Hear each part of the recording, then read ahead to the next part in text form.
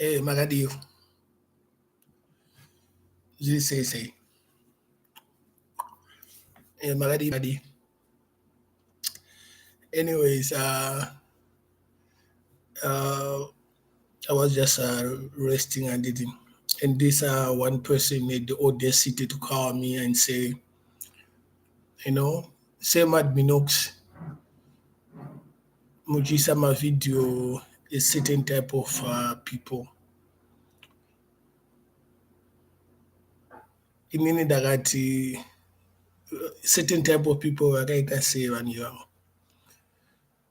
Zvakanzi Mad Minox munowandira chii? Kune vanhu veMutoriro, nevanhu veMbatutu.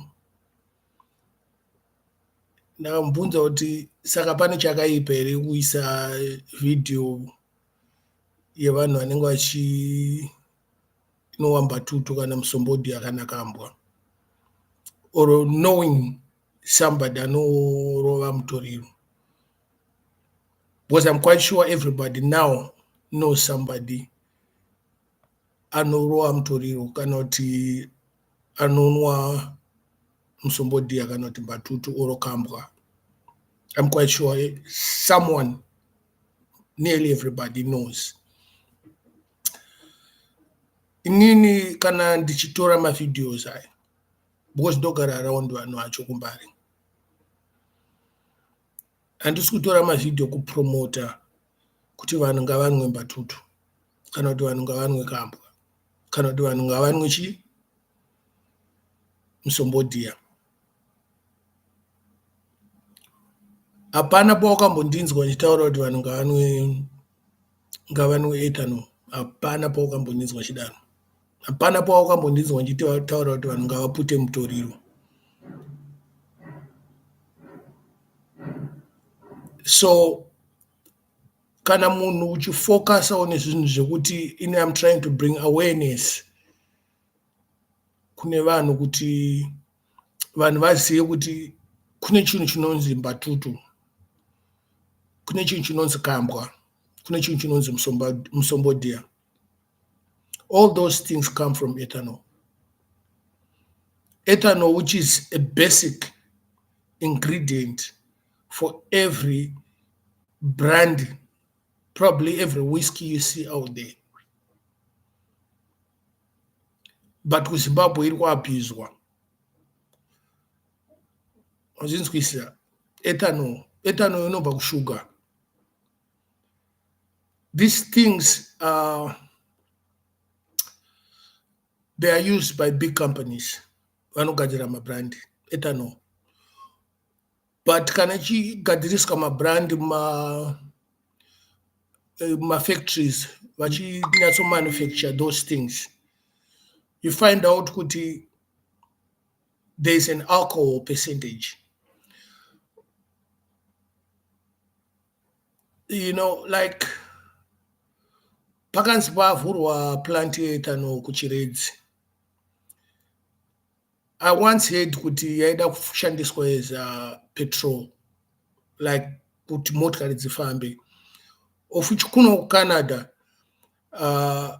motikari dzakawanda dzinoshandisa inonzi unleaded petrol handitika.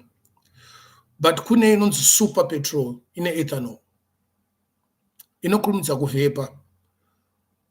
And vazhinji kana even vakuZimbabwe vanogona kutaura nditenge petrol kwakati because inovhepa.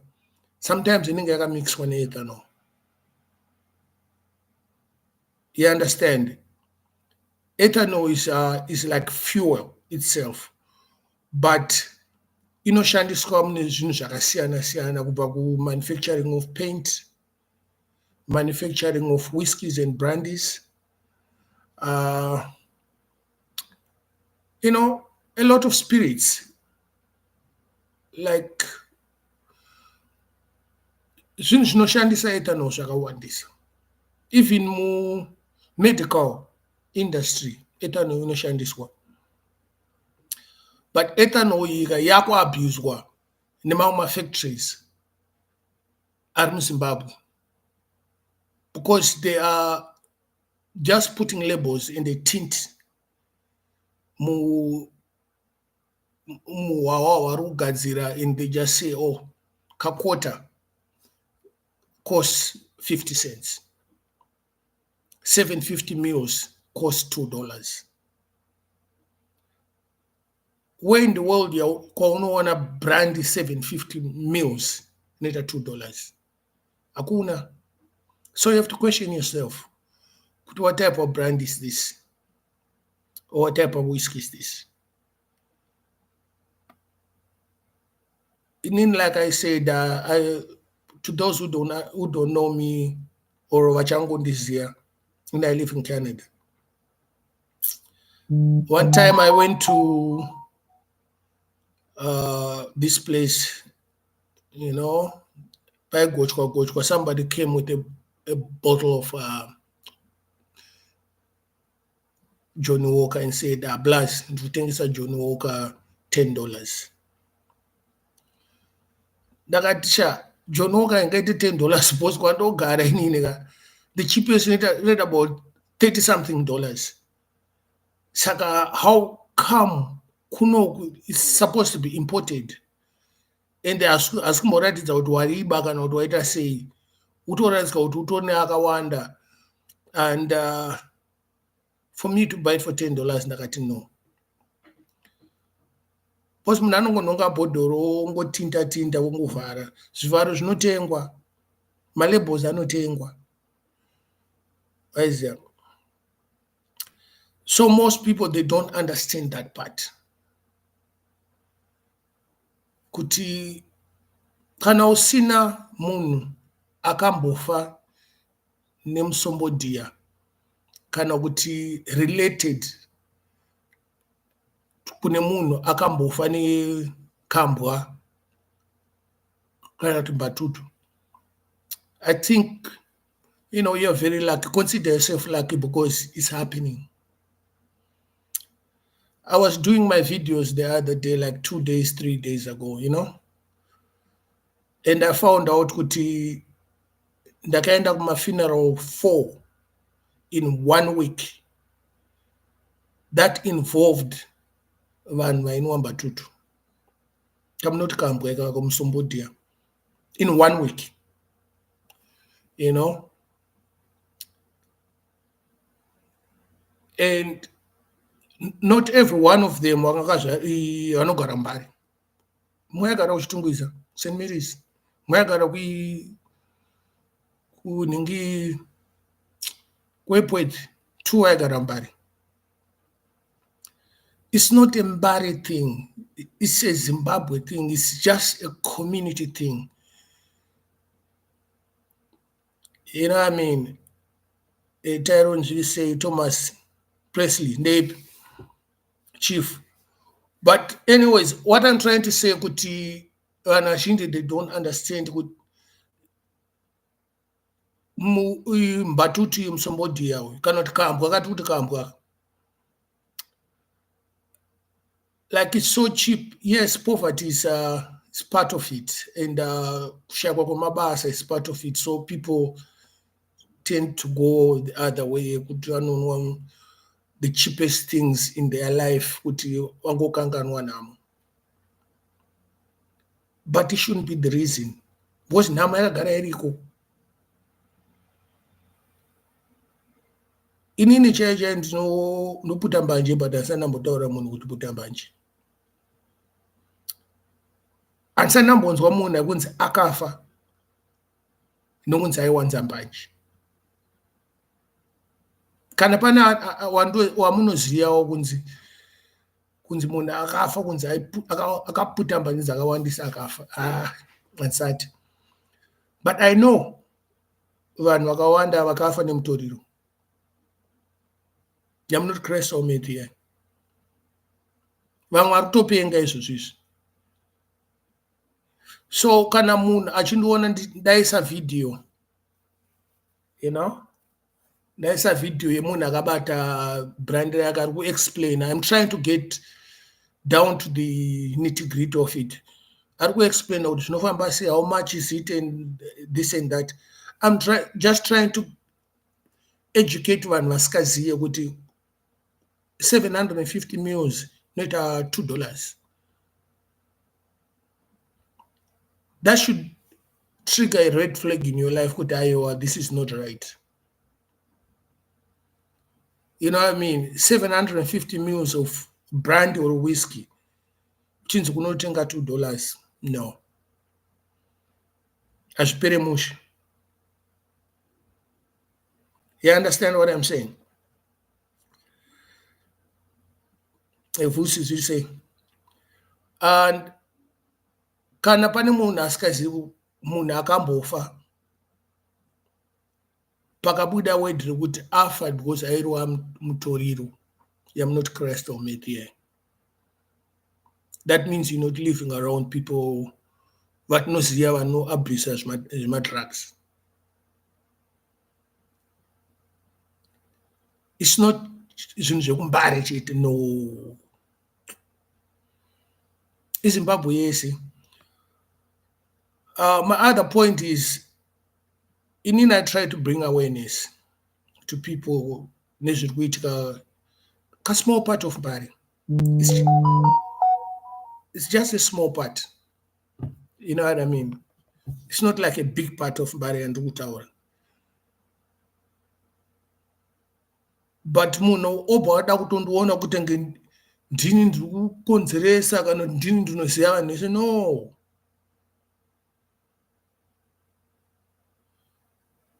Mabrand ambassador drug abuse makambovaona here? Handiti munovaona vari pamabillboards? Vaimbi vakuru muZimbabwe nomuona vari pabillboard drug abuse awareness chichi. Have you ever seen them in the community vachitaura nevapfana kuti siyanai nemadrugs? Hamsati. But those are the people who are endorsed. We don't know who is endorsing them. Vari kupiwa mari ma20,000 ma30,000 oiswa pabillboard.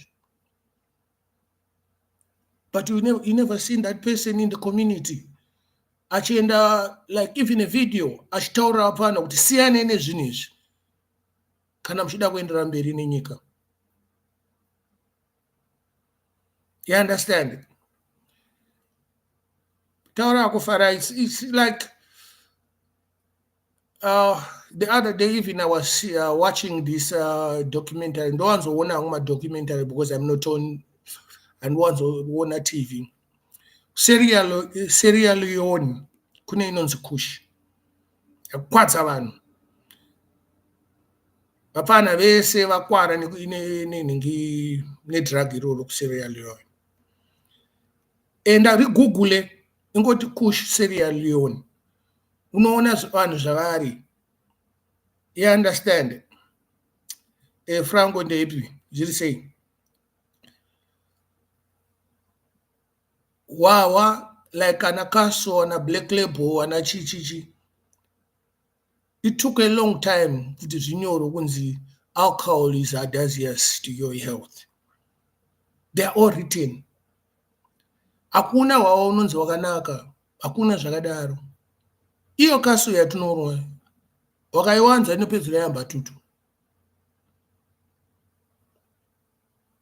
Zvakatonyorwa kunzi it's hazardous to your health pabhodhoro palabel. Saka I'm not here to defend vanhu vanonwa wawa kana kuti vanorwa mutoriro kana vanorwa Mbatutu. It's only awareness. Ndikutry kuda kutoonesa vamwe vanhu kuti I know this is happening. Zvinhu zviri kuvigwa nevamwe vanhu. It's happening in their backyard and they act is like it's normal. Nothing is normal. You know, kana uchigara mughetto anyways, because ndakada kutaura kuti muZimbabwe, because Zimbabwe is big in the rural areas and whatnot. Kana uchigara mughetto, especially maghetto eMarare, kana usikaziye munhu one anotengesa mutoriro, hausikugara mughetto. It's not like the authorities don't know them. They know them. but they look the other way. Kana usingazive munhu anotengesa mbatutu, kana usingazive panotengeswa kambwa, I don't think urugara Zimbabwe andogara.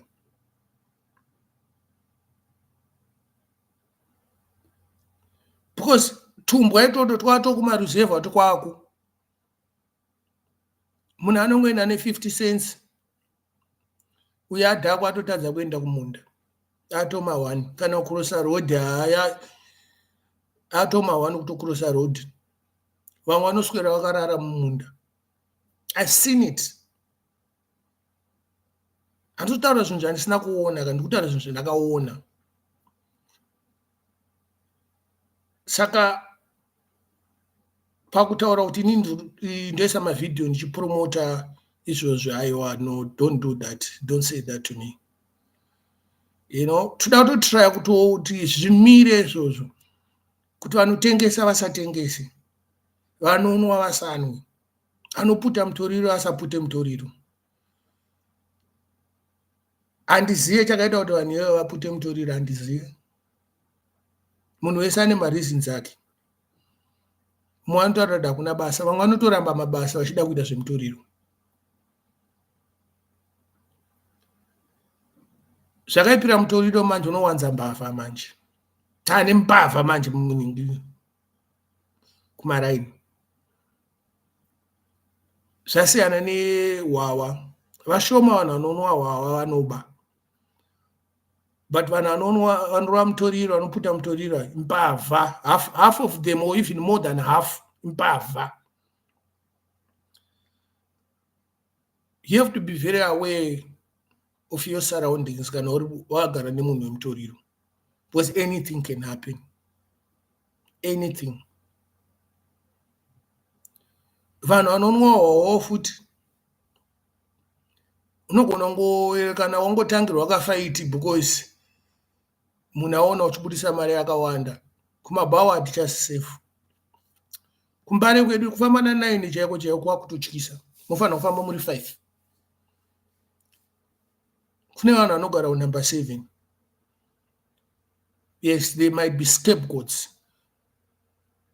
Unobatwa uri weki, uri muna paza rangu, muna rakajani,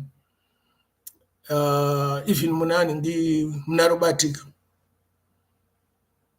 Hakusi kufambika. Nzvimbo dzatakakura tichienda kustoda tichiona mafirimu tichiuya tichifamba zviri very peaceful. Manje hazvichaitika. Nobatwa ngunzu pamberi pepolice station, pamberi pestoda police station, munhu ari kubatwa ngunzu. Just imagine that.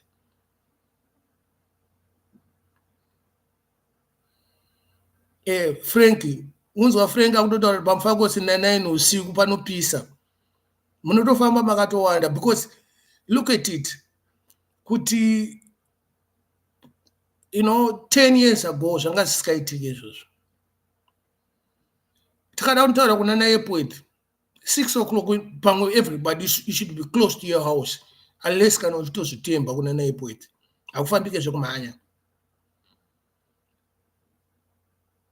Saka totaura kuti kushaya kwamabasa, imbatutu, mutoriro. No. It's the choices people are making, wrong choices. Because vamwe vakuita zvekunakirwa. Zvekurova mutoriro, vakunakirwa nekavibration kacho. You know what I mean? Zvakatanga kazvitaurwa, zvinakidza zvitaurwa munonzi mai marecords nakadhula dhaka zvinonaka zvinodhura zvichiri kunaka ere mai hazvichanaka because we know the consequences. Toziva kuti the end result yacho yakamira sei, kufa kwemunhu, kana kuti munhu anopedzera akujeri, kana kuti munhu anopedzera akuningi akubira maparents zvinhu, kana kuti pamba akuba. You understand?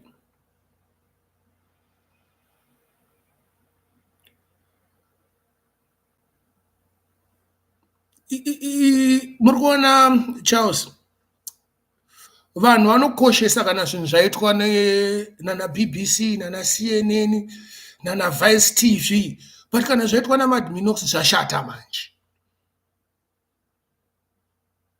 Mad Minox ari kupusha zvinhu, ari kupromota the wrong thing mughetto. Aiwa, hazvibudeka jamani.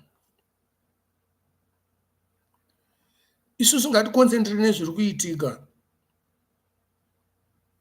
Takaramba chingohwanda chingoti hakuna mabasa, hakuna chichichi. Zveeconomy isatisi government guys. We are community. We are our brother's keeper. We are our neighbor's keeper. Kudhara waiti wakakanganisa uri mwana mudiki wairohwa neneighbor yako. And amai vako kana baba vako hapana zvavaita. Nai manje hazviitike izvozvo. Mwana akakanganisa, it doesn't matter, havasi kutsiurika.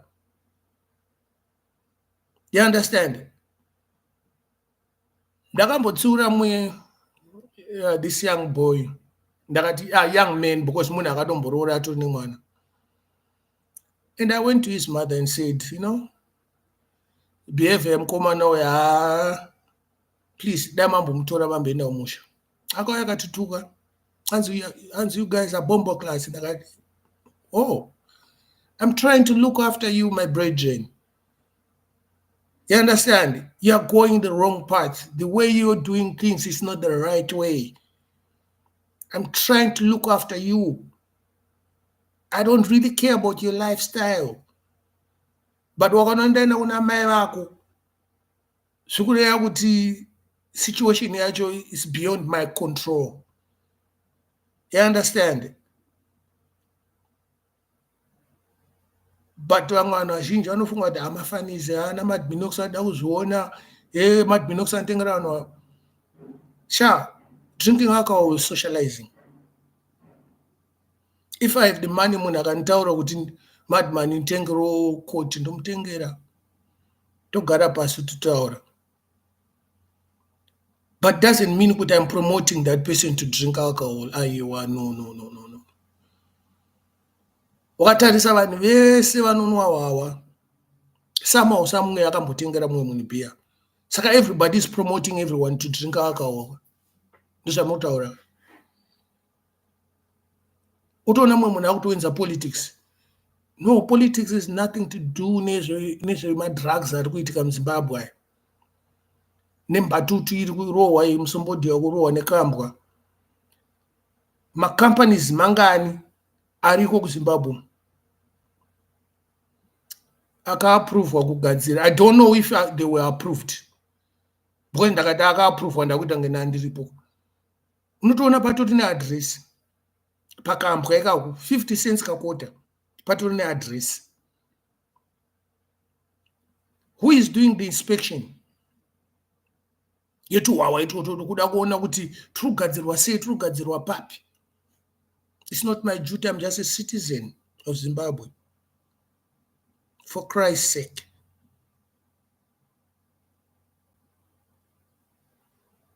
It's not like vanhu vasikuziya.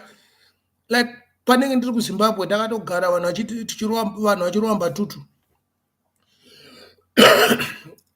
Accuracy ndepi, nails zviri sei, Frank ndepi.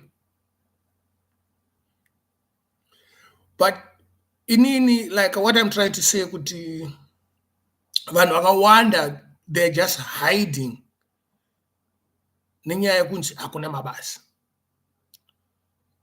You know, there's a lot of idlers, you know what I mean? Vanhu vanonga vachingo idler, you know what I mean? Like they're not doing nothing. Wakaenda kumusha kuMaruzeva, there's a lot of people who are doing nothing but havasi kutora chi Mutoriro, havasi kunwa Mbatutu, havasi kunwa Kambwa. It's a choice that one makes. Inoita kuti munhu arowe chi Mutoriro. If you want to belong to a certain clique, sometimes you fall into a trap yekuti nongochinakidzwa nemasasa anenge achitaurwa nevanhu veMutoriro. Kubva wanzi mborwa one hit. 1 hit ndo 2 hits wafila nice mangwana 1 hit 2 hit the next day uchapiwa hit wakuya nemari tozwana kupi zvinhu izvi zvinomboita mari mutoriro unoita $12 right now a gram US dollars vanhu vari kutaura kuti havana mari handiti havana mari havasi kushanda $12 US unowanika kupi kuzimbabwe iwe kutuka patisara change huku $105 menyu broiler but vamwe vanhu vari kuisa mubhabhu huku idzodzo and it only lasts them for like a couple of hours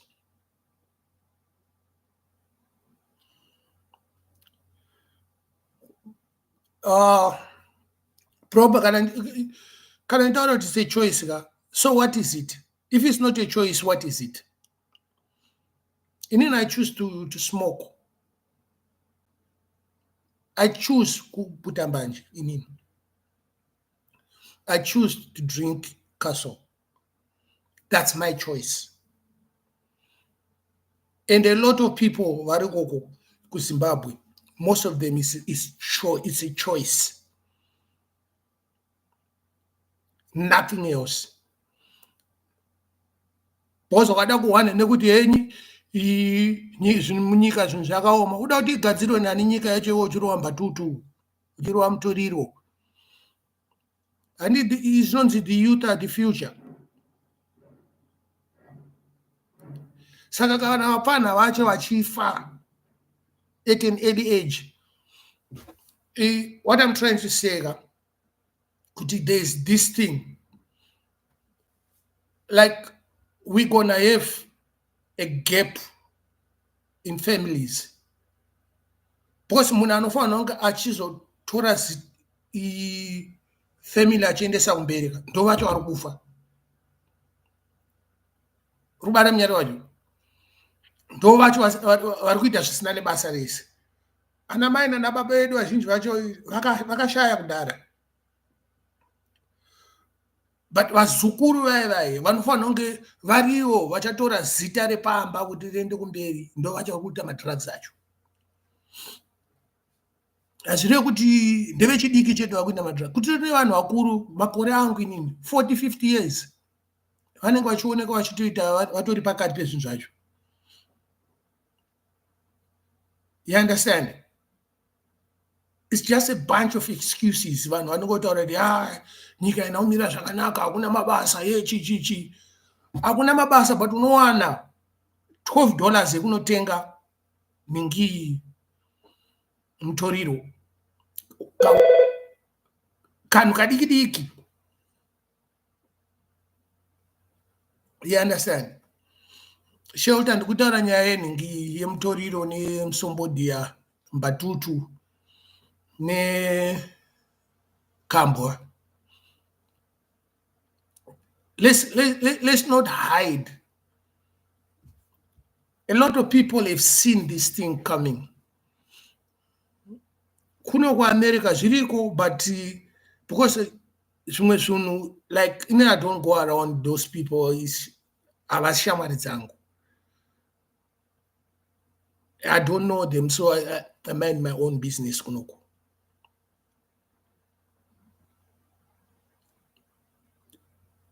you know to say no to drugs what I'm trying to say vazhinji vanoti say no to drugs it's just lyrics and gimmicks lyrics muimbi muhombe if you never seen muimbi muhombe kuZimbabwe akaiswa pabillboard pakanyorwa kunzi say no to drugs kana musati mamboiona billboard iyo ndakamboriona ini kuZimbabwe but muimbi yacho makambomuona here ari muvanhu muri kuzviona zvandikuda kutaura kuti mabrand ambassador ariko vanhu fanira kuita say no to drugs vamwe vacho havasirivo you understand vanhu vanofanira kutsvaga brand ambassador anokwanisa kupinda muvanhu, noti munhu anoswera akasvikira achizvida ari mumba kwake. You understand what I'm saying? Because kana uchida kuya kuCanada unongopiwa visa rako, apply visa wouya kuCanada. It's simple. You know what I mean?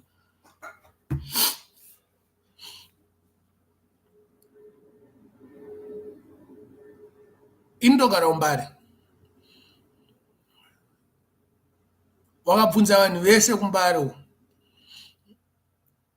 kuti vanhu vangani vamunoziva vanotengesa mutoriro, vanhu vangani vamunoziva vanotengesa ningi kambwa kana kuti musombodhia. Everybody knows at least 2-3 people. Everybody. Except machembere. Machembere, they might not know. Vanoita zvekufungidzira kana zvekunzwa kunzi ningi anotengesa, ningi anotengesa. And guess what? Vanhu vacho vanotengesa vamwe vacho ndo vari kuchengeta machembere because vana vavo vari kutadza kuchengeta machembere yavo. Saka muchembere pane paachazonokwenyera mupurisa here kuti apa next door pangu pari kuswera pakazara vana vachiputa mutoriro. Havataure because sometimes machembere aya anotoenda kune munhu uyauya. You know? But mwana wangu ndikudawo mari yehupu, otopiwa mari yehupu zvitoendeka. You know what I mean? Sparrow, ndito kutaura the community and the government are to blame. I think it's more of the community to blame. Because zvinhu zviri kutozvisiya zvichiitika on a daily. Kana usati wamboenda kumariro munhu akanzi akafa but this person was abusing drugs, kana was abusing musombodhia. Kana usati wamboenda kumariro ekwohwa, I don't know kuti Zimbabwe ndeipi yauri kuningi. Because munhu haurayiwe nemadrugs ka, munhu haurayiwe nemusombodhia. Vazhinji vacho vakuurayiwa nema-underlying diseases avanenge vanawo, but musombodhia unoita kuti zvinhu zviite fast track. Mutoriro unoita kuti zvinhu zviite fast track. Hapana paucharova mutoriro wobva ita 4 days usiri pamba, hausi kurara, hausi kuita sei, ofunga kunwa mapiritsi ako, unotokanganwa. You know what I mean? Saka ndo zvandikutaura kuti like inini I've seen artists vachifa. Pane maartists amunotoziva Wedzera anorova mutoriro, motoenda motojamba moenda mudenga, akanzi aenda kurehab akadzoka kunzi haapera, ndifunga kuti zvinobuda manje. You understand? Hanzi kana arohwa nemutoriro ndikokuti zviite. Munhu kutorova mutoriro zvokutoti vanhu vanenge vakatomirira kuti munhu atodziya. You know? Ngatimire kupesvedzera. I've been around these people. Vanorova veMbatutu, mutoriro zvese. You know, nevanoputa mbanje, I've been around them. Kura kwangu ndakakura nevanhu vairova mbanje nekachasu. You know what I mean? Madhara airova kachasu zvekudaro.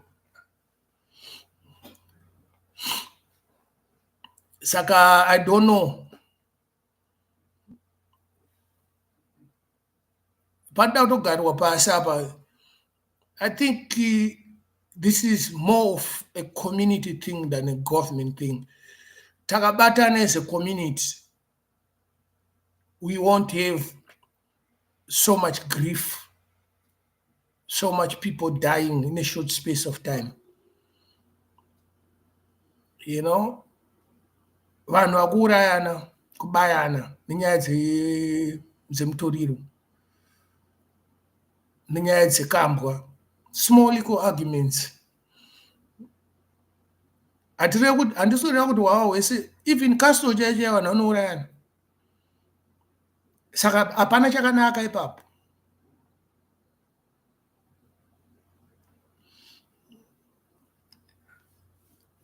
Aiwa, proper. Inini I drink responsible way. Ini wakanondakabata castle. Ask my friends. Pazuva ndokonorwa 3 makaso kana 4. Ndakutonorara. Wazviona. Ndiri kuno Canada my manje, I'm not drinking. I won't be drinking for the next 2 months. I condition my own body. Handisi munhu akuti ndena ndakatsomana nemunhu kuti nditengero aiwa kana ndisina handina. Izvozvo so hazvisi kuda kuti handina mari kunotenga wawa. Sangoda kwangu. Wazviona. Saka ndo because wakada kuconcentrate neni handidi. The next thing uchatanga kutaura handiri wataura proper wataura kuti iyo Mad Minox madi kuregedza castle. The next thing ndakataura about zvimwe zvinhu zvakaafecta nyika yedu yekuZimbabwe. Uchataura kuti Mad Minox wadi kuya uri kugarira kuCanada wadi kuya kuZimbabwe. Tishupike tese. Tuone nhamo yacho. I've been in Zimbabwe more than I've been in Canada. I go to Zimbabwe twice. Look at 3 months straight. So you cannot tell me nothing about Zimbabwe. You understand? Concentrate nenyaya tukutaura. Kuno Canada, I don't know people like the way I know vanhu kuZimbabwe. Kuno the government or the community, social services, everything is taken care of. Kuno vanhu vanobvumidzwa muCanada munomu wakatoenda mutaundi umu kutori nekumwe kuno vanhu vanotobvumidzwa kutorwa madrugs avo paopen. Unotopinda wotopiwa maneedles ako wotogara wotorwa zvinhu zvako zvinonaka wotobuda wotoenda. Zvinobvumidzwa muCanada munomu. Mbanje dzinobvumidzwa kutenga muCanada munomu. Wazvinzwisisa? Unotoenda unotenga musitoro noti kuti chichi unotoenda utopinda musitoro utonotenga mbanje dzako wobuda woenda. Saka you cannot tell me about kuti Mad Minox regedza castle. That's not relevant and you just off topic on that. Jacqueline should say. You understand? Chunhu chiripo ndechekutaura kuti kuZimbabwe hatina ma-resources, hakuna kana ma-rehab centers ekunzi they are government sponsored. You understand? Munhu wakada kuendesa munhu kurehab kuZimbabwe. I had a cousin. Last time I was in Zimbabwe, you know, I went to Usher and I saw my cousin. Very sick, you know, related to these things. And I said, wow, zvaendwezve. And there's a show akatozopedzera atoshaya. In less than a month akashaya because marehab acho,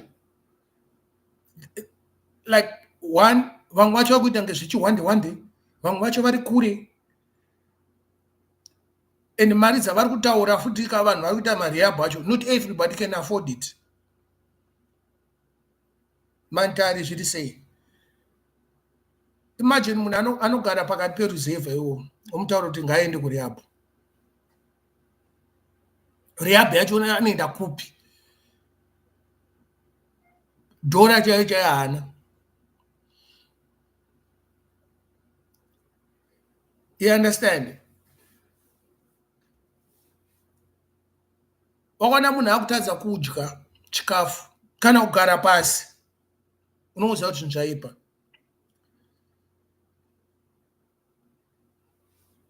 Munoona pana veMutoriro vanonzi vane energy siku wese vanoswera vachifamba chichi, but kana mahwana atanga afana andadza kana kusumuka aswera akarara.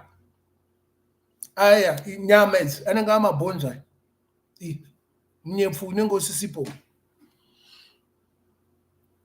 JJ zviri sei blessed. You understand? Ngaticoncentrate nezvinhu zvokuti tokwanisa kuchinja ka. Indokwanisa kuzvichinja. But can we change the people on the ground in Zimbabwe? One at a time. I can stop alcohol anytime. Because I'm a responsible person. Ndakazviita zvakatopfuura, ndakatoponawo. You understand? Usaita unge ndisina shamwari dzakafa ka. Munhu anotaura kunzerekedza kunwawawa but still anamba achinwawawa but anenge ataurwa nadoctor unzi seya newawa. How many times have you seen munhu anodhakwa ubva wanzi ari kurwara? Anodhakwa necastle. Ngatimbotaura castle yawataura iyo. Anodhakwa necastle kana black label kana whisky chaiyo inoti veMbatutu izvo. Ataura nadoctor siyana newawa chichichi. The next thing, after about 2-3 weeks, I'm green bottle. Hanzi green bottle ndo chairo. Kangani uchizvinzwa? Kumbare kana kwaifridzi kana kuglenora kumfakosi kumabhuku. Kunzi green bottle ndo chaizvo. Green bottle rasiyana nanakaso. Irino kana vanorwara vanonwa. Ndopi doctor iye anoprescribe munhu kuti ngaanwe green bottle. Ndiani doctor iye? Zambezi Bolinja chichichi Pilsena bo. Utaona munhu akati kunyatsona kuti akablaska ari kurwara akabata green bottle zvakari kutorowa. Who am I to tell him to stop drinking? I'm not a doctor. Ndoko kutaura zvakataura naDr. Germany mbeta steady. Mapiritsi ambodaira. But kana munhu asikateereri, there's nothing I can say.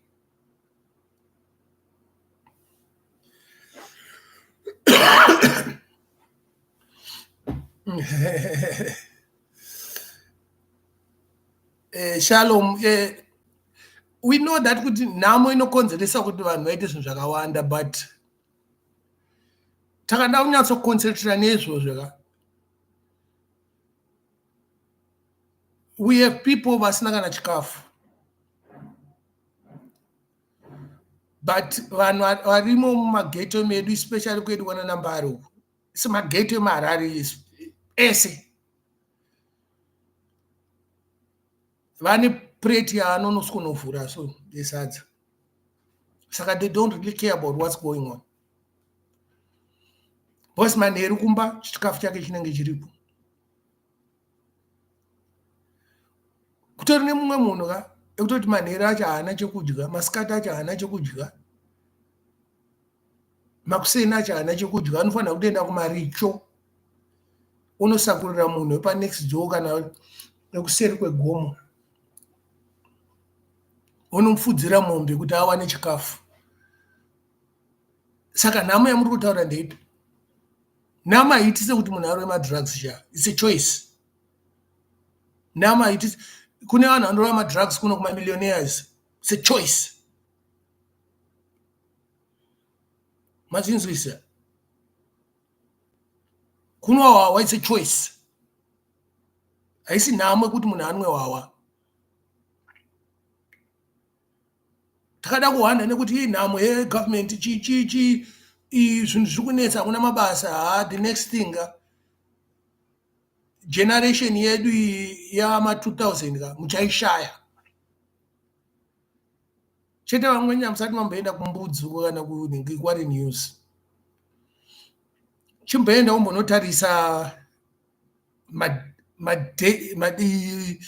day of death of what is a date of birth. 2008, 2009, 2010. You know what I mean? 2000, 2005. Kakurira kedu kudhara taifunga kuti vanhu vakachembera ndo vanofa. You understand? Taura kudeliwe. My drugs is a lifestyle. It is a choice that people try to hide. Kuda kuramba wachida ngowanda kuti hey ningi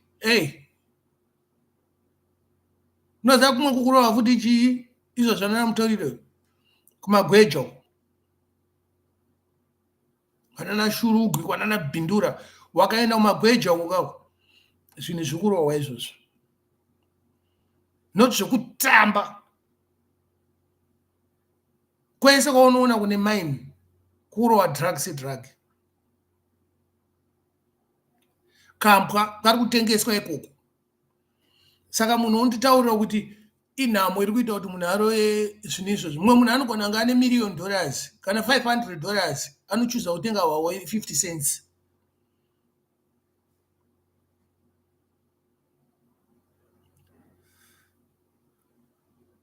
I know a friend in me.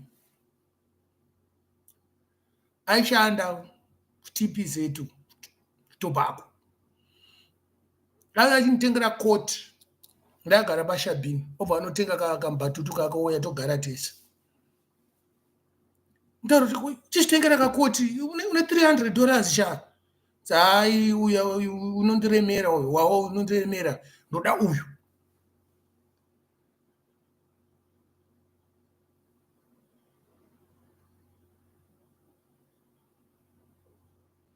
It's not a government's choice with some rehabilitation centers. In Canada, most of my rehabilitation centers, they're private entities. Muno Canada. Takada wenda kwa America kuzitori wese. Nemajera acho, they are private. They are not even owned by government kwa America, majere kwa America. Vanototi kuwanda kwema prisoners ndo mari yavanowana. That's why uchingoona vanhu vachingokandwa mujeri nezvinhu zvisina basa. Pane zvimwe zvinhu zvisinei negovernment. Haisi hospital ka. Hospital is supposed to be a government and they're supposed to be private doctors that can come to, konokwanisa ngoenda pari padhuze. Kumbari we have like 5 or 6 24 hours. Doctors. Unaenda wakada kwenda government hospital is $15 consultation fee.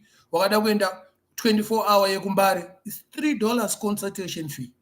So where do you go? I'm talking about reality zvandoziya, zvandakaona, zvandaka experience. Saka takada kutanga kuda ngopinza government pane zvinhu zveseka azvibude. Because government haisiro yakabatisa munhu kabrand kuti inwa brand aiwa. Munhu akanwa nemadiro ako mazokudayo.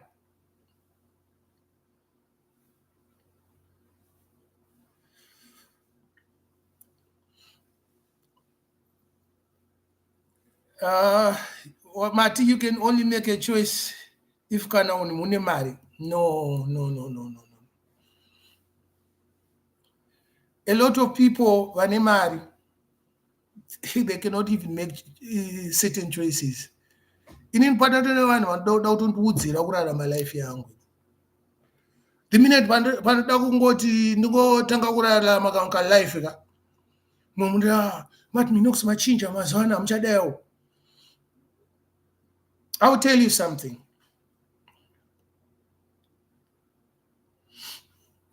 When I went to Zimbabwe last time, I went to Zimbabwe in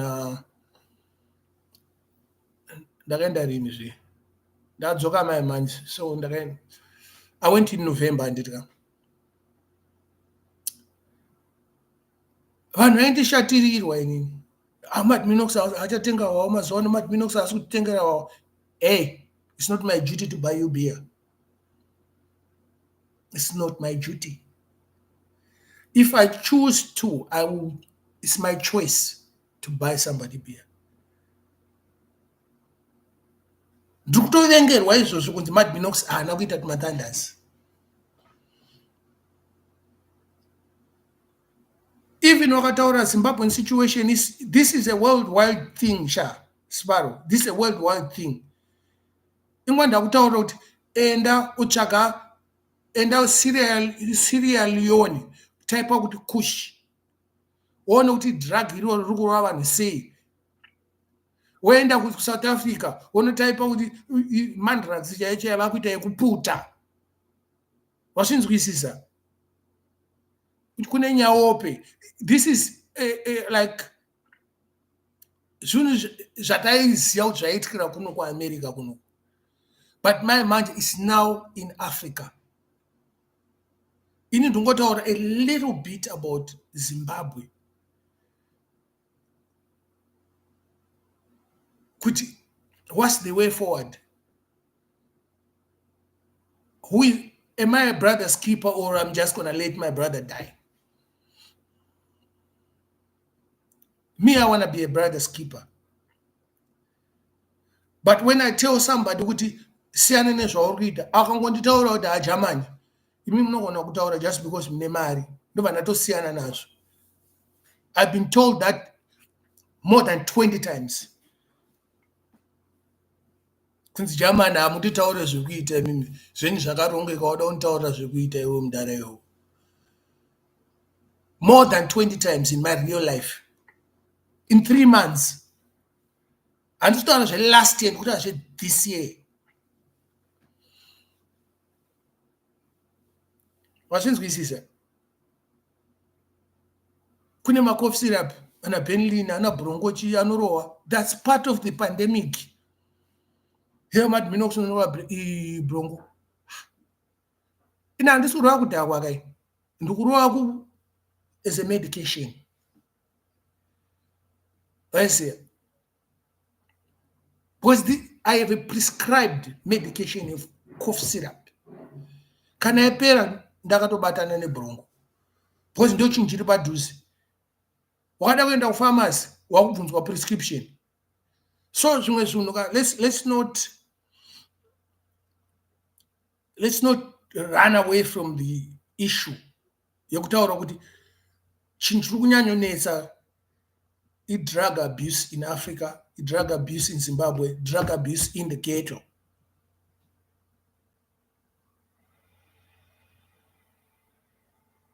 Why is here? Because wakadaura mbowanditsoma inini ka. Inini and inogona 30 days. Mwedzi 3 months. Ndisina kana mboputa kana mbanje 1. Wabvunza shamwari dzangu dzese dzokutaura kuti pane vanhu vanonzi vanoputa mbanje uye haputo. I don't need it. Kana wawa, I don't need wawa inini kuti ndisurvive. Ndakamboshanda mabasa ekuti unoitwa iningi alcohol and drug test every month. Saka I can go without it. You understand?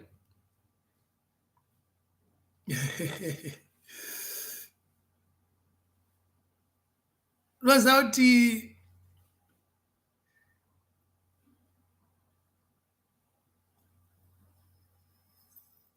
proper nyaya yako ndeiweyo. Ini ndikukutaurira zviripo zviri kuitika. Inini I'm not drinking. Awufo wakandiona ndichiuya pano palive ndakabata kana wawa. I haven't drank for ndakusvika 3 weeks manje. Detox yangu 2 to 3 months. numerous times nendiri kuZimbabwe. Some days handinwi. Vanhu vaya vanonditi madman harunowa every day. Vakanondiskanwa unotonzwa kuti vakutondinzwira tsitsi madman pure one. Apa ndati handisi kunwa.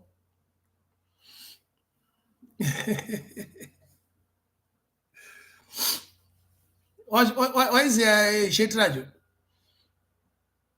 I've been in situations yekuti ndakatozvigarira zvangu pasi pemuti neboys. The minute kana ndisina kana one beer inini, I will tell you. Nendagara na Bollinger, 3-2. They all ran away. I have friends that like me, kana ndakabata court castle, because they know they're gonna drink. I have done it. Ask Bollinger. Mpano mara nkwedu ya anokutaurira Bollinger kuti inini na Mad Minox taitomboogara titotaura zvedu zvesound system, toona kuti tingagadzise maspika sei.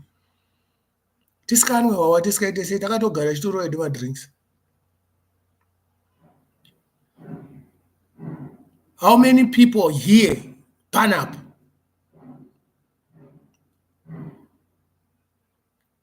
Ah, 65 wasarona ndiskanwe beer. Ayo sanyebya kakawanda ndiskanwe beer. Kakawanda chete, you not just paying attention chete. You understand? 60% of my videos nendisina beer.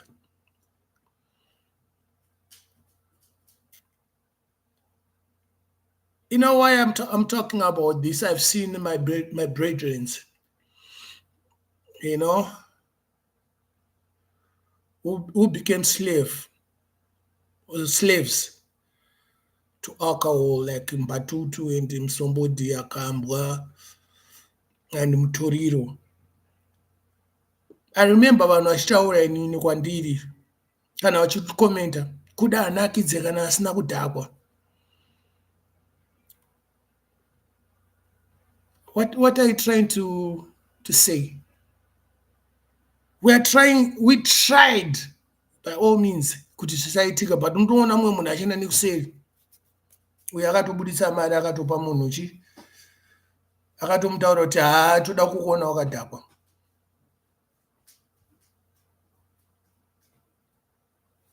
You understand?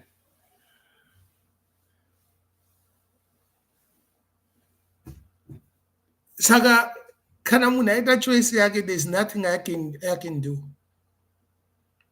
It's like coming to diaspora, it's a choice. Akufoswe munhu kuuya kunoku. Kana usikari auye. Saka zvekutaura kuti government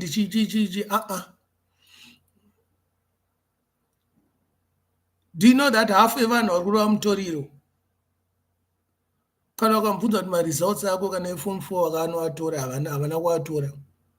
They are scared kunotora ma-results. Hazvirevi kuti munhu akatoregedza chikoro kana 4 years ago kana 5 years ago, but haana kutombodzokera kana kuchikoro kwacho kunobvunza kuti ko ndauya kuzotorawo certificate rangu ka pari kudiwa mari, chikwereti changu imari. Havatombozvibvunza, havatori nazvo izvi. Pavo vakapedza kufadza amai nababa kuti ndakaenda kuchikoro ndakasvika form 4. Saka mukutaura kuti kune vanhu vanoshanda imi vasikari veMutoriro. Kune vanhu vanoshanda vari kuenda kubasa on a daily kuZimbabwe, vasikari vekambwa kana Musombodiya. Musadaro mazimba. Vanhu vazhinji vari kuabusa Mutoriro nevari kuabusa Musombo. It's working class. If you want to talk about hard drugs, zvana cocaine, zvana heroin, it's rich people. Hazviwanikwa kuMbare zvezve. Zviwanikwa mutaundi across Samora. Saka it's an epidemic yapo.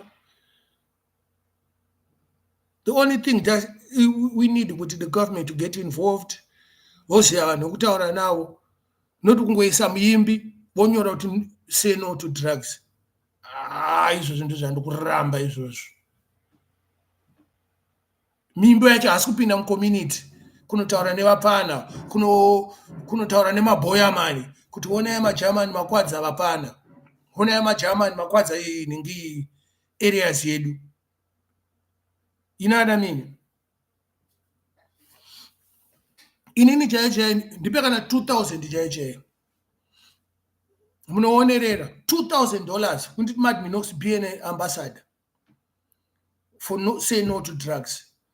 Unoona how I'll change that, you know, that mentality of drugs in Zimbabwe.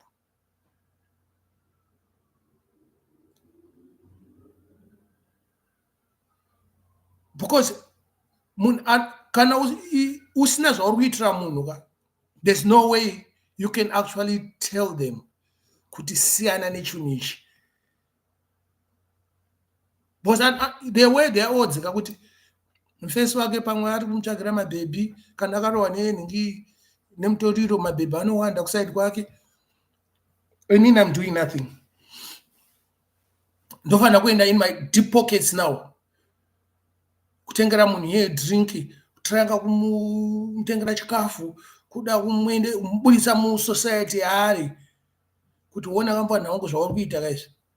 Look what's going outside here. You know what I mean? But zvinhu zvinonetsa, especially kana usina mafinances acho, usina backetive ye vanhu ma-authorities.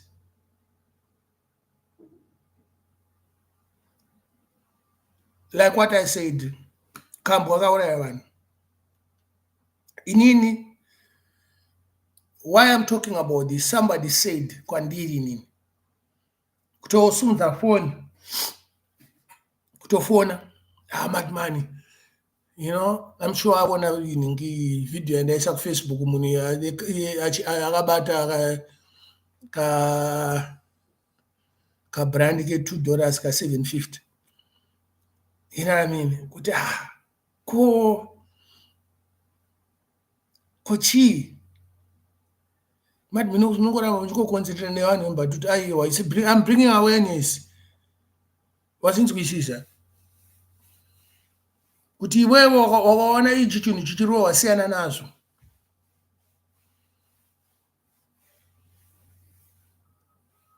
Ndine hama dzakafa nekanhu kai kai, ndeshamwari dzakafa nekanhu kai kai kanonga munoti Mbatutu kana kambwa.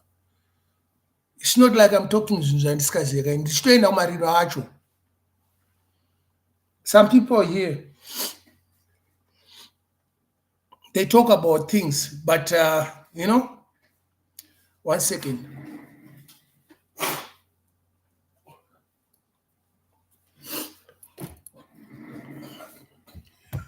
You know, some people here, they talk about things for argument's sake.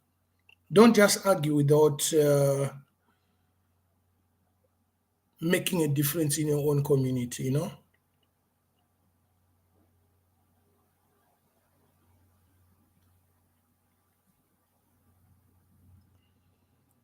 Sean,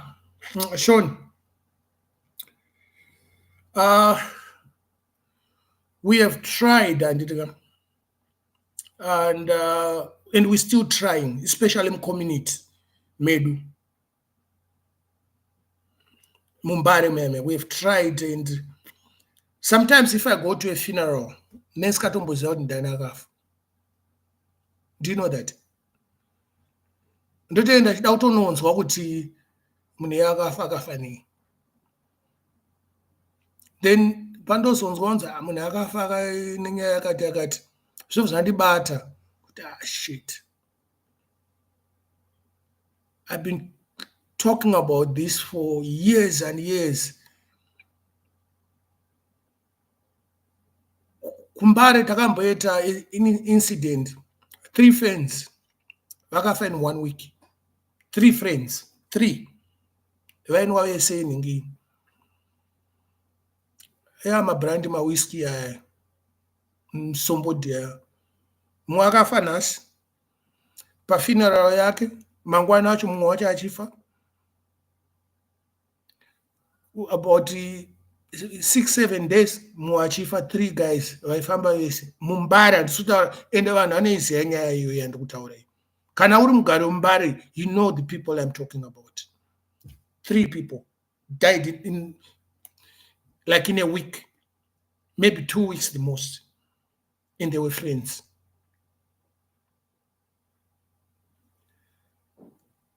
These are the things we should stop. Zvinhu zvinomitsika izvi ngati munhu wega wega akabata munhu wani ataura kuti haJamani siyana nezvinhu izvi but vanhu vese vangoti takaenda murudo zvaendwa manje zvinozobuda here manje izvo zvimasasi zvedu izvo zvezvi zvatingohakira izvo zvezvi ndizvo zviri kuita kuti vanhu vaite manyemwe.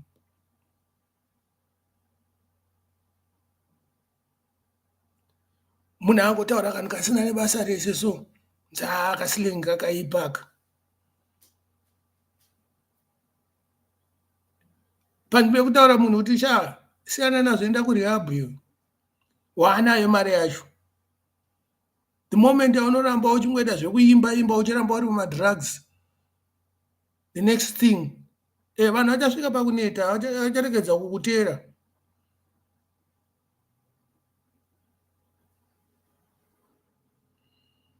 I understand. Kune vanhu vanozvida izvozvo zvekuimba zvokuona munhu akarwa nemadrugs ari pastage achiimba. Slang yaJunior D. Junior D anogara nemadhara vanhu vakudhara vanga vari vezheti vamwe vacho ndo vanenge vachitaura nawo maslang aya you know what I mean. But haisiye nhingi slang yekuti iri kubva pazvinhu zvenhingi zvehwawa kana kuti zvemutoriro. Junior D anogona kungotaura slang yake ari sober. But kune mawords anouya ekuti nhoda you know kuda ngorasisa mapurisa chete kwayo. Even kuti kambwa indakatoziva kuti kune kanhu kanonzi kambwa ndatoenda kuZimbabwe nasi kamboziva ichi chinonzi kambwa. Even mumwe munhu ndakamuti Mbatutu wakaenda kugweru mai manje kana kukweko ukataura kuti ko muri kunwa Mbatutu anotokutarisa so kuti iwe utaura kuti chiwe chichinombonzi Mbatutu. Waiziya kutori nekumwe kwaunotoenda wakati kambwa munhu anoshaya kuti kambwa chii. Saka slang isi zvinhu zvinongofambawo netime but sometimes isusu tisiri kuzvikuridzira kuti zvirambe zviri pazviri izvi. Because takataura zvedu zvekuti government inofanira kupindira yakatopindira tofanira kutovaombera maoko kuti government yapindira and authorities vopindira.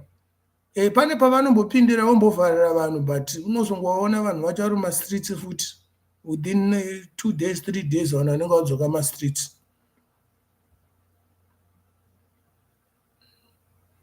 Indogara umaraini kwekuti I see police every day moving around vachiita basa ravo. And I have nothing to say about police because vanenge vari pabasa pavo. You know what I mean? Just have to respect and love them because takavaona vari kumaraini kwedu totofara kuti mapurisa auya kumaraini chiya kuchengetedza runyararo. You understand what I'm saying? And vanhu vanodhila necommand ka haungoita zvinhu zvausina kutaurwa nemumwe munhu. Government yakapindira yakataura kuti mapurisa tikuziva nhingi. Believe you me, zvinopera in 24 hours 48 hours the most. Everybody know those people. kumbari kwakamboitwa operation kunzi operation wakadhakwa nei kuchifamba rori yemapurisa maningi vanonzane vanopfeka mauniform eblue aya ngoona wakadhakwa ngobvunzwa wakadhakwa nei tadza pindande munhu mukati unozonoexplaina pamberi pajaji kuti wanga wakadhakwa nei. Ajita akaenda naye apinzwa mukati Ajita mufesi wedu chaicho anogara bosi vamwe vati havagezeka unooneka wakadhakwa hauna kugeza isi takakura tichiona vakoma edu isusu vachiti kana ada kunonwa bhiya anogeza upfeka smart manje munhu anenge ane masiripas anenge abata kasitoro hazviitwe mheni zvaizve. Saka we have to revise our manners, go back to basics.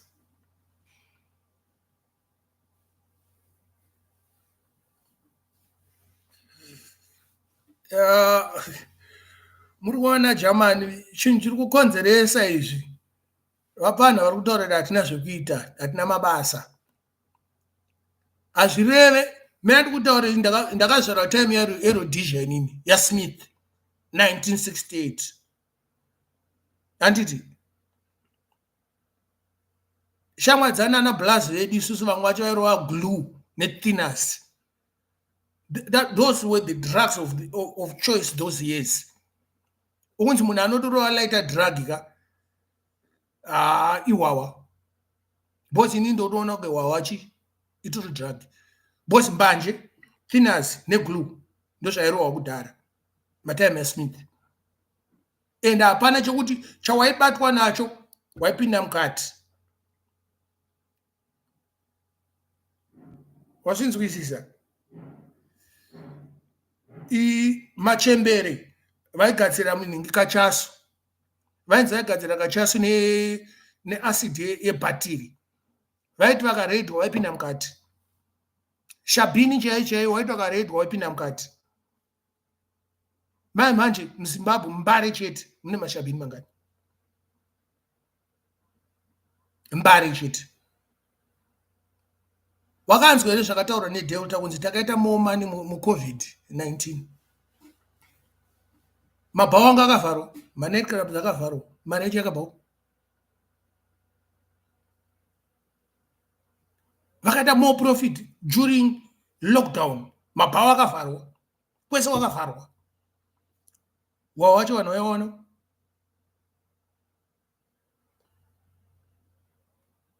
You understand? So sometimes let's think before we jump into conclusions.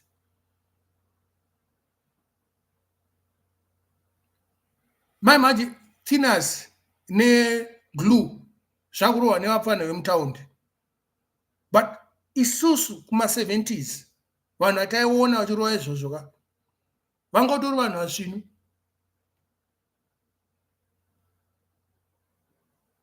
vanhu vari kuma20 years old watoona kuti kana munhu achirova mbanje svo kuti aya mahwani kai ndakura nchinzwa rege shamwani kune dhanza rakamboitwa ningi kuZimbabwe I think it was 1987 msimu it was New Year's Eve mapurisa angopinda akabadza light so kwa light rege music ichirira rege music yadzimwa pasi so kuchiri kutengeswa anonzi makobu Malawi wangona mane Malawi so kobo yakasi pamberi pako mudhanzi inaska pute mbanje kai mudhanzi redu takakura naro isusu kwataienda isusu kuti tinotorera mangoma kwangu sikatengeswe bhiya kwangu sikatengeswe mbanje munhu waiuya nezvinhu zvako handiti saka mumwe munhu anofunga kuti ndokakurira kandakaita zvatiri kuona taenda kubhawa kusikatengeswe wawa mbhawa imomo anga ari macommunity halls mamusiri mubhawa community war haibvumidzwe kutengeswa wawa. Waidhab yanga isikatengeswa wawa, Student yanga isikatengeswa wawa, Zimbabwe whole yanga isikatengeswa wawa. Mazvinzwisisa. I think it was level vibes dance rule. You know what I mean? But isitaenda kudance ototamba usiku hwese uri sober. Handisi munhu akakura achiputa mbanje, handina 15 years ndichiputa mbanje again. Maybe 16, 17 years the most. You understand? When I was a teenager, nasikada kutozviona zvembanje izvi. Saka ndikutaura zvinhu zvekuti ngativakane. Look at your neighbor. Look at the behavior of your neighbor. Look at your neighbor's child. Look at your child. Look at yourself. Before you start what blame a government, look at things around you first. There's nothing you can do to change the government, the way they're thinking. There's nothing. Because our home parliament. Kana usina munhu usikakwanisa kutaurira kuti Sha, ndine chichemo changu, can you please bring it paunoenda kunhingi parliament next time? Bring this argument. There's nothing you can change. The only thing we can do, tongotaura tiri pana but inyaya dzepasi pemuti idzi. But one day they're gonna listen, they're gonna hear us. Because patori nemwe munhu arikutotiteerera, they will correct it. You understand what I'm saying? Selector Simba Nepi. Bolato Mbana music it is saying.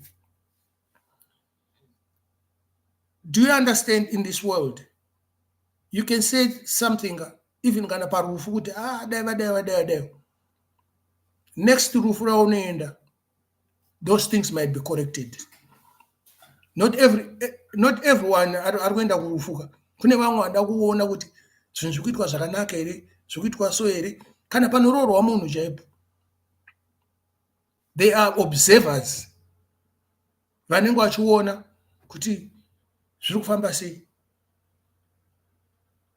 sei. Saka patoita se vanhu vari kuti chiko mastreets. The government vanenge vatori nevanhu ava vanenge vachinzwa kuti vanhu vari kuti chiko mastreet. Problem yanetsa ndeyei. That's why tikutaura nyaya yacho panapa. The minute yaunotanga kublame kuti government, what's going on? Government rule mparesha, rule nyika. I see it. The government represents the people at large. Let's try one child at a time. One community at a time. Wekwa freeze wona zvekuita nevafana vavo nema-elders ikoko try kumisa nyaya yemadrugs nenyaya yekambwaka. Inini handikwanisa kutaura munhu mukuru ane 60 years kana ane 40 years kuti Germany musani musombodhiya. I've told them already. The only thing ndogona kugara naye chitaura naye nyaya. I already told them. Kana uchitaura kuti asanamba wataura anonyeba. Kana munhu wese anorova nhingi mutoriro wandoziya.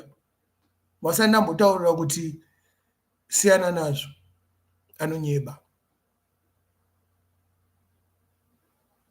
You understand zvandiri kutaura? I'm not here to tell people over and over again. Arisiro basa rangu iroro.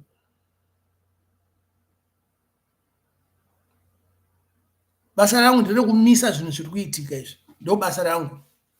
Nokutaura about zvinhu izvozvo kuti pamwe iwewe neni takabatana pfungwa dzedu dzakatanga kuklika. Toendera mberi takazvimisa zvinhu izvi. Zvinomira. Everything that is a start, it has an end. Hanzi chinobhuruka chinomhara sha. Mujawe chaiyo chaiyo vanhu vanotaka kumhanya panapa kusvika vanosvika pekuti vanofanira kumira. We cannot give up pane nyaya nengi yevanhu vakurova Mbatutu, vanhu vakurova kambwa.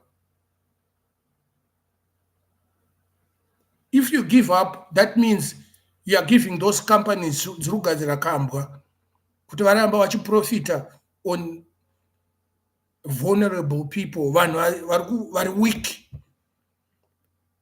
Inini I call them weak-hearted or weak-minded. Because you are being controlled by kabia ke 50 cents. You are being controlled by kan kadiki kakadeo kadombo. Ayewa no.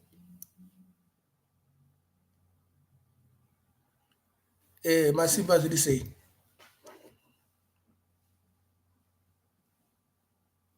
Zvinizva guys. Titorine hama dzedu dzinotozvirova, but we are trying to make them stop. But kana munhu asikade kumira, there's nothing I can do. All I do is just stop. Ndosiyape kujanya inini. Kuti ichi chitakati handichakuitirawo. Because you chose a life yekuita madrugs. You chose a life yekurwa Mbatutu. Saka inini uda undite sei? Ndakakusupporta, ndakakupa mari, ndakakudayo so Sei Mad Minox. Ane nengi soft. You know, ane soft heart pane munhu. Ndakutokurudzira munhu kuti arwe madrugs ayo, ndikurudzire munhu kuti aite zvinhu zvisina basa rese.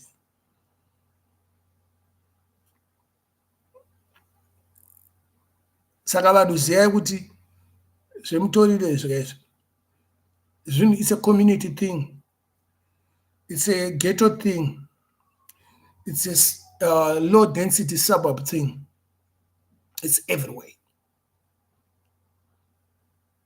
Kwese kuZimbabwe kwanzi kune munhu asiri kuita izvozvo ka vanonyeba. Kunyeba.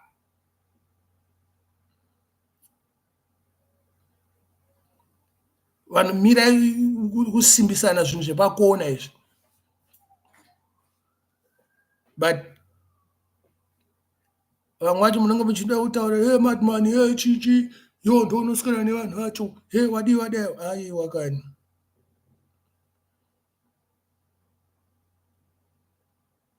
Ndakaswera nemunhu hazvide kuti ndokwanisa kumukontrola zvaachaita.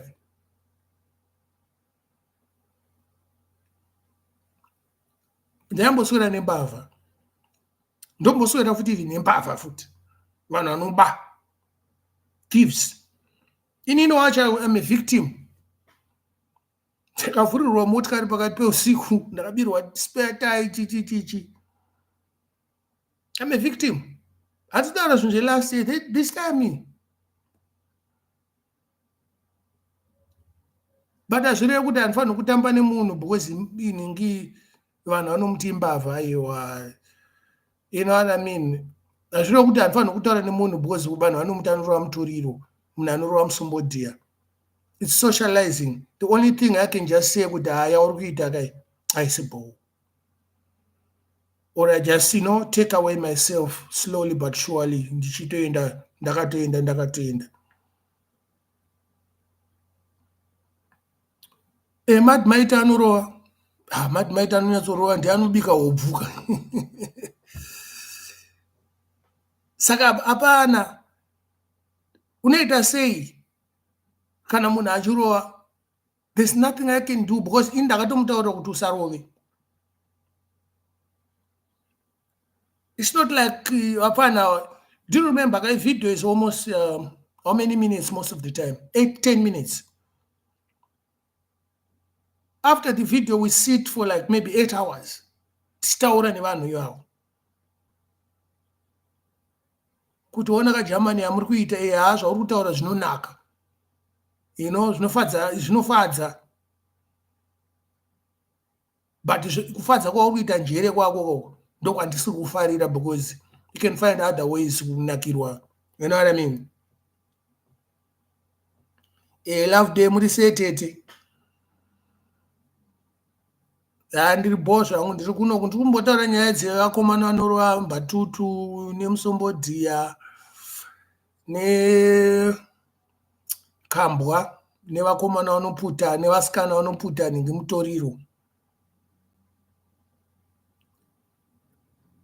You know, mbare yakutotyisawo mana. Mbare is not mbare yatinoziva isu. Vana mbare they were like vangasina mbodaro kati nainokurowa makutotyisa kufamba mbarera umana.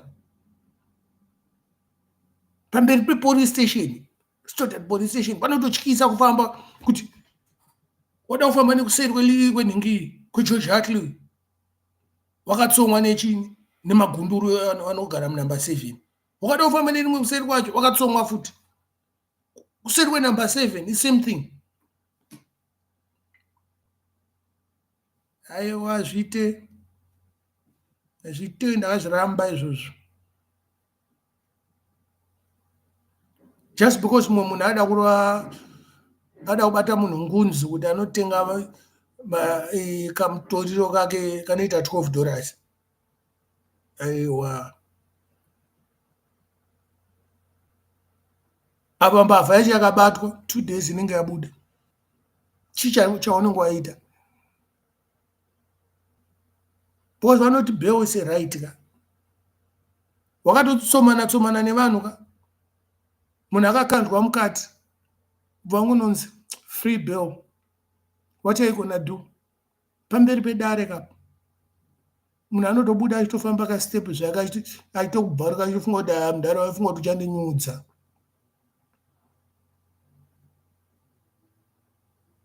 Because it's a right. A magistrate has a right to give somebody bail.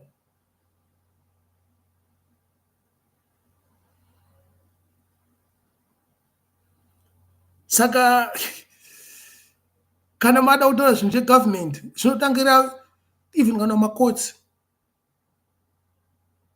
kuti munhu wese abatwa nemutoriro mukati, but munhu abatwa nemutoriro unonomona after 1 week uyu atobuda kutokuseka kuti waifunga kuti ndichanyura.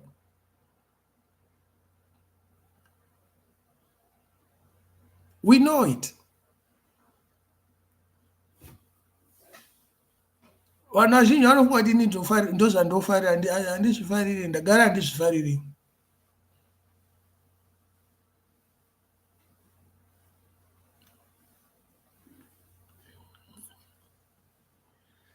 German, mumbare manga musina zvinhu zvese izvozvo. Wakatarisa kana violence yekumbare yanga isina mbodaiwo.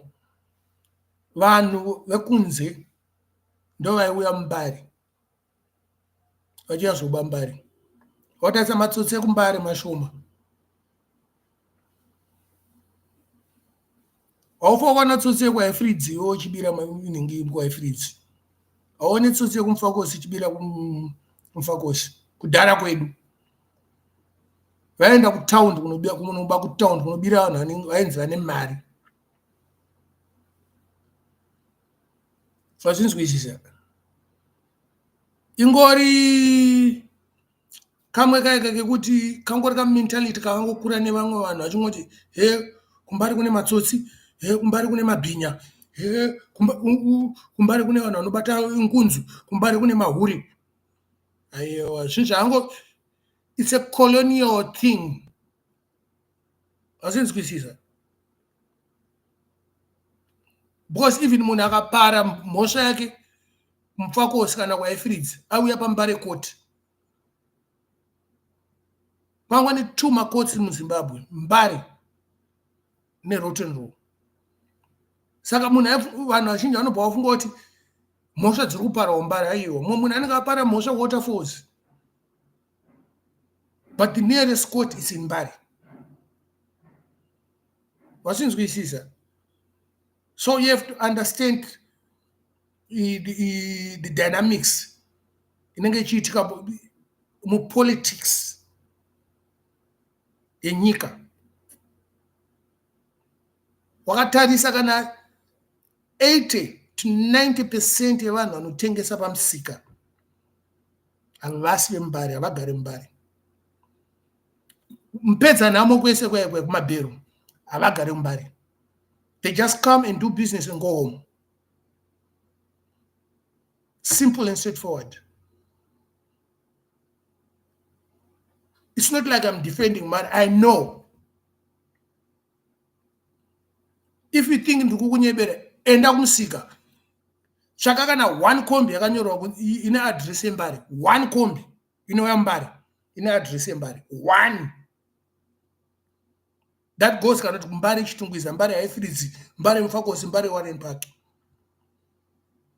So please be smart here.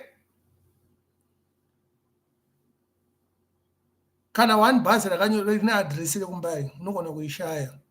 Hakuna.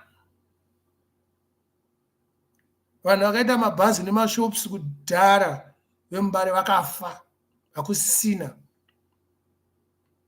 Yeah, Maxwell, Bo.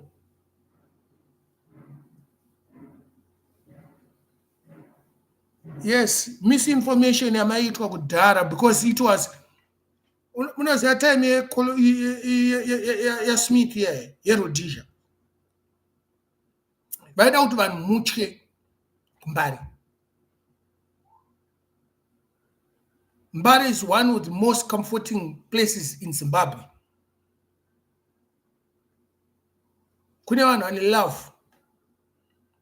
Hakuna mutoriro unogadzirwa Mbare sha. Wazvinzwa? It's a distribution area. It's easy to maneuver Mbare. Kune mamwe maraini eMbare kuti munhu akati fe nenhingi nepaside pemba ufa wakamuona futi. Those are the advantages dzekuMbare kuti isitokwanisa kupinda imba yepa next door. Munhu angojamba nekusera uchamuona futi.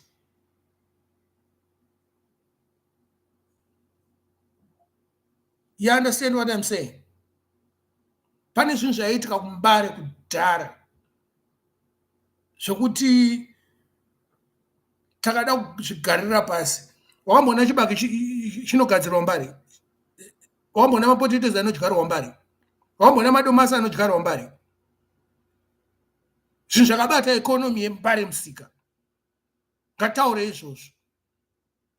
Nobody talks about that. Kuti kune vanhu vanobva nematomatisi kubva kwaMurehwa kubva kuna Mutoko vachiuya nazvo Mbare. Kune vanhu vanobva neMbatatisi kana naBhindura kana naChichi vachiuya zvitengesera Mbare. Focus kana makuda kutaura zveMbare. Let's talk about everything. You cannot just talk about Mbare kune mbavha, Mbare kune Mutoko. It's just a distribution area.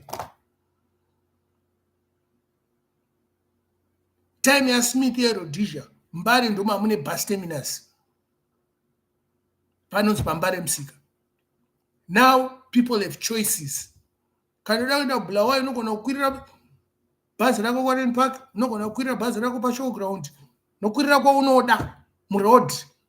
You don't have to come to Mbare kuyozokwira bhazi kuMbare. Time yaSmith people didn't have a lot of choices because vanhu vaita kuti hanzi zvinhu zvanga zvakarongeka. Hapana kurongeka. Makadzvinyirirwa kunzi mufunge, kunzi makarongeka, maitaurwa zvekuita musikakwanisi kuzvifungira kuti aiwa we can do this and we can do that.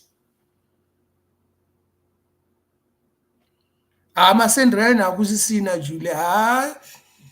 Masenderaini ariko pamwe zvinhu zvichiri right. Masenderaini takavhara because nyaya dzembavha. Saka masenderaini akavharwa Mbare. Mbavha dzakawandisa because vanhu vangopinda nemasenderaini vachiita yavari kuda. You understand?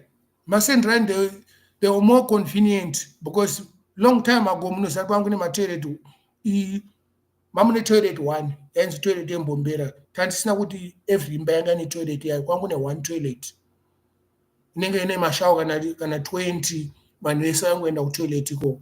That's why masenderaini anga ariko. But pakazoiswa matoilet, individual toilets by every house, masenderaini akavharwa mbichana.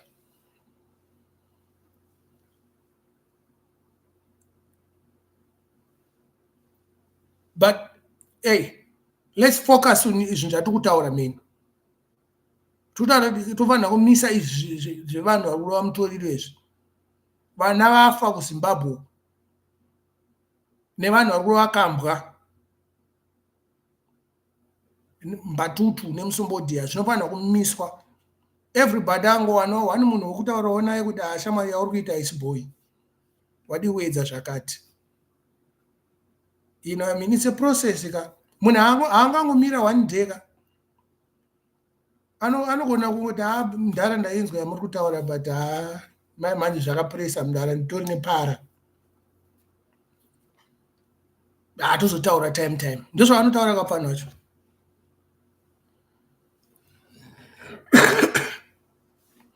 Wangomunzwa kuti achiti ndine para yebhabha rase remutoriro. Vamwe vanhu havazvizive izvozvo.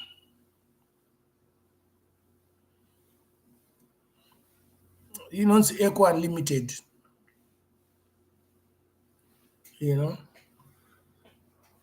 ndo label yacho Germany. Zvinhu zvakudhara izvo.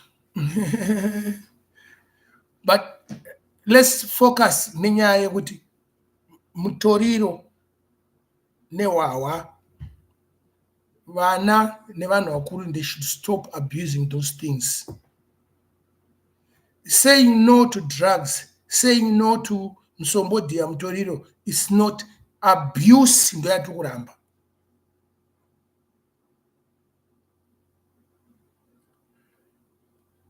Sparo akati zvinhu zvanga zvakarongeka time Roddie. Chii changa chakarongeka time Roddie? Takasingabvumidzwa kupinda mutaundi, saka chii changa chakarongeka? Takasingakwanisa kugara kuBorodale, takasingakwanisa kugara kuAvondale, saka chii changa chakarongeka? Takasingakwanisa kuenda kuzvikoro zvakaita vangisana naChurchill, Prince Edward. Hapana changa chakarongeka, takadzvanyirirwa nevarungu. Not kuti zvinhu zvanga zvakarongeka. Chii changa chakarongeka ipapo? Shamwari, freedom is a must to one and all. With freedom, there come other things. You know, obstacles. Zvinokwanisa kuti freedom yenyu munotadza understand kuti chii chikuitika. Kana munhu wekuSouth Africa right now anokutaura kuti time yeapartheid iyayo kwanga kusina madrugs akawanda kudayo, kwanga kusina marobberies akawanda kudayo, kwanga kusina marobberies ecash in transit because mabhuno aiuraya. Saka usataurire kuti ningi Roddie zvinhu zvanga zvakanaka iwa. Time yeapartheid, no cash in transit, no robbery. Waifa mabhuno anga asina kana mabhuwa anga asina kana mafanis.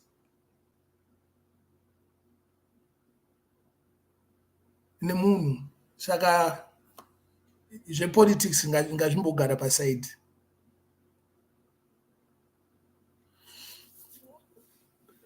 Tafadzwa ukudaro sei ndisikagari kuZimbabwe. Mubvunzo wangu ndo une makore mangani? Ndine 55 years. Ndakauya kuCanada 1990.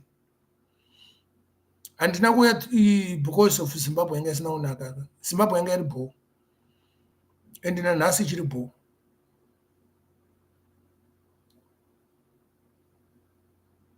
Saka wakantaura sei ndisikagari kuZimbabwe. I'm always in Zimbabwe.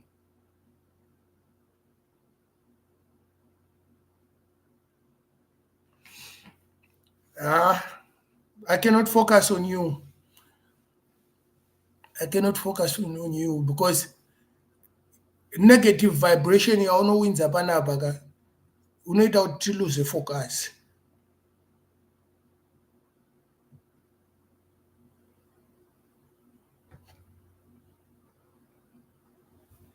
Kwangu neHarare United, muraini medu chemo, there was only maybe 2 people with cars. Time Roddie. Now nearly every house is a car. Saka with politics about Rhodesia and Zimbabwe, it's another story for another day. Kutaura zvinhu zveMbatutu isusu nezvinhu zvemadrugs.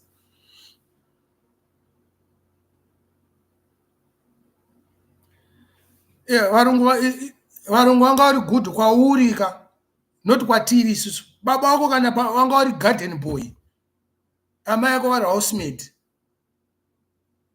Pamwe ungati varungu vanga varipo, uchiendesa kuchikoro nabosi wababa wako. That's when you say kuti varungu vanga varipo.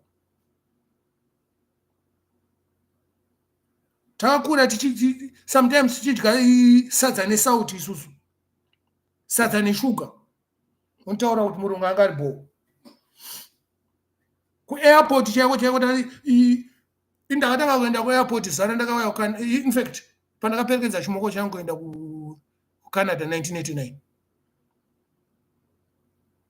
Kuairport kwanga usikabvuminzwe munhu.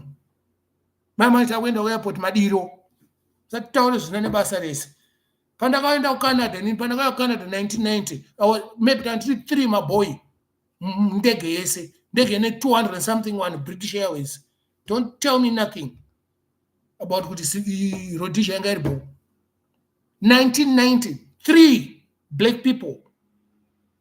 Ndege ne about 200 and something people.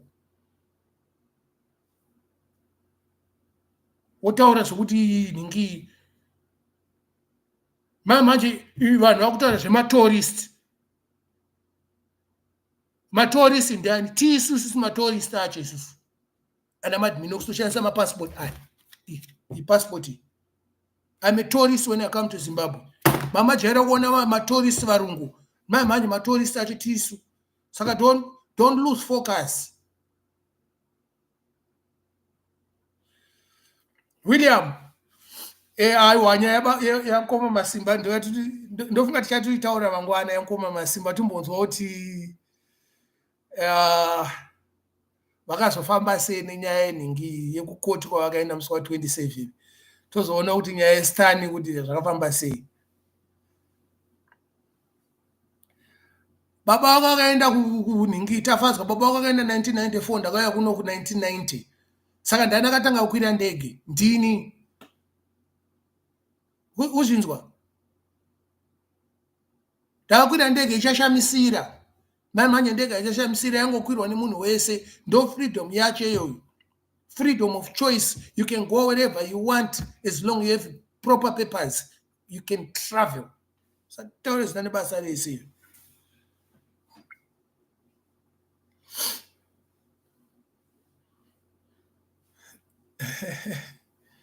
German vakati a car is not an achievement kamusadaro.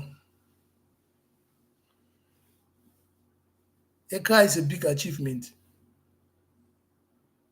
Ini ndakakura nchiteerera reggae music. Hapana veZimdancehall wamunoona mwana akuiswa paposter, it's an achievement. Kuiswa paradio, it's an achievement. Anything that happens to you that you didn't expect to happen, it's an achievement.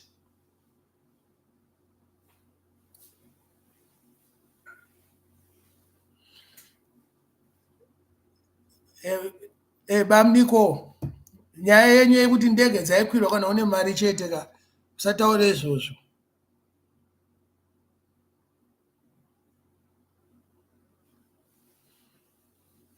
Wazinzwisisa? Ndege inokwirwa kana uchida kuenda kwauda kuenda. Kune vanhu vakawanda vari kuZimbabwe vanoda kutoikwira vasina maresources ekuikwira ndege. Handiti? Remember that. Usauye panapa kuti ngoda kuuya uzonditsoma ke.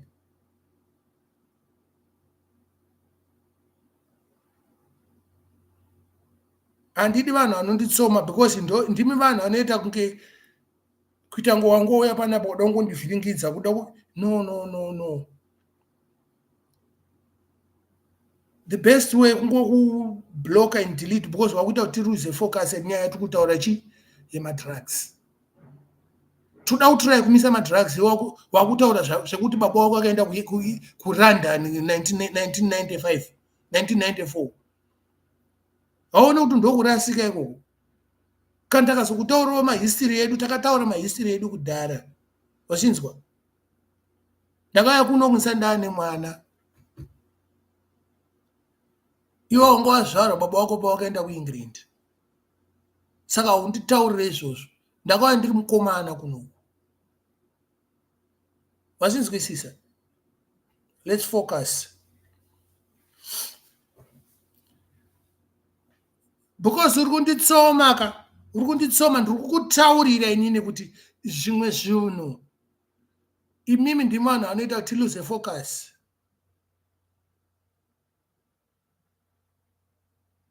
Kana usina chekutaura gara waita se rasbajabi zviri sei long time dreadlocks mondipinzira kafoni phone number yangu haisati yachinja. But anyways, stop the abuse of drugs, stop Mbatutu, stop Mutoriro. Izvo zvingazvimire. Handitika takaenda yo tafadzwa next time unongosipa pamahandles pangu, you know what I mean, because tatongozviramba kuti hatidi vanhu vanotiluzisa focus pane zvinhu zvatinenge tichiita. Handiti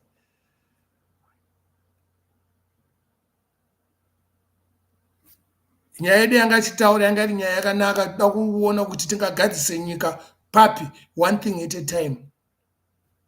Nyaya iri kunetsa mazuva ano ndekambwa nemadrugs aya. Zvinhu izvo zvinofanira kumira because zvirakonzeresa kuti vanhu vafe. Saka anyways, everybody have a good day. Thanks for being with me. And I mean, I love your support. And I'm just a community leader. I'm somebody kune vamwe vanhu. Saka kana munhu ada kundijaira uda kundiona ndisiri chunhu, indiri zvinhu azvibude. That's why tomba tangokubudisa chi muzvinhu zvacho. Patone vamwe vanhu vakatomirira kutoona inini. Toti hamudhara auya. Vanotomirira kutonzwawo kuti ari kuti chiiko murasta. Handiti. Saka ngatisafarise. Big up and much respect and one love. Do remember Mad Minox. I'm here for the people. And sometimes I can be the voice of the voiceless. But most of the time I want to speak for myself on behalf of me. How we can try to help one another. Remember, the word is try. You know what I mean? We can help one another. Trima Zimba, tuziva kuti kune vamwe vanoita kunge vanoziva stereki. But tombovaisa paside. Next time, tomorrow is another day. One love here, all good. Sarano wakashatirwa, inini andira ndakashatirwa. Manje maskati 3 o'clock kunoku. 3 o'clock PM maskati. Handidika.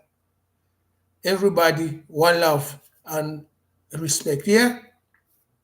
Blessed. Woman. One love here. Agnes Langaitum Ede. Not out what I got out here, but that's the one I late.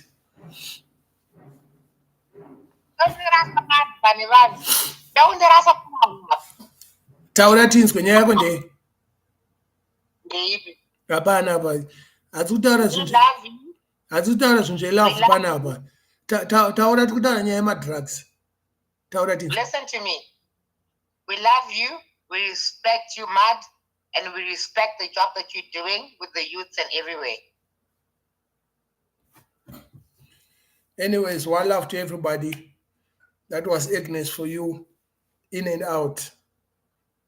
And we out.